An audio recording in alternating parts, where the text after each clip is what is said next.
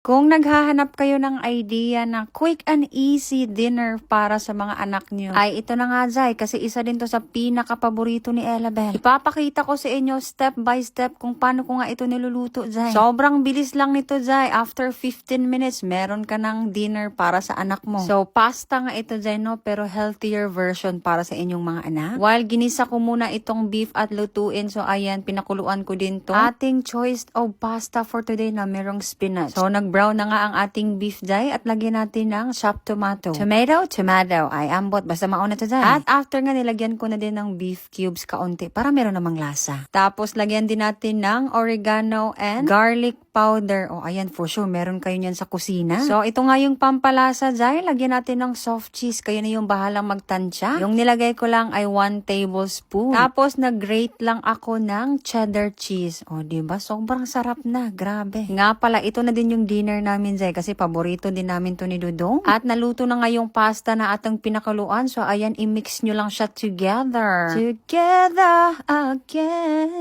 Na, hi sos, mukanta naman dayon in, Zay. O, Inday Joanna nyo, pagod na yan. Pero, syempre, hindi yan pinapakita, Zay, kasi strong mama tayo. Pag dakilang ina ka na talaga, wala kang sinusukuan. O, partiza, Zay, pagod na pagod pa yan sa lipad niyan. Meron pang oras magluto para kay Ellabel. Bitaw, sobrang gusto ko talaga magluto ng mga pagkain ni Ellabel, Zay. Kasi naman, lahat ng niluluto ko ay gusto niya talaga. Para sa akin, rewarding na yun, Zay. At ipatikim natin kay Dodong kung ano yung reaction niya dito sa niluto ko.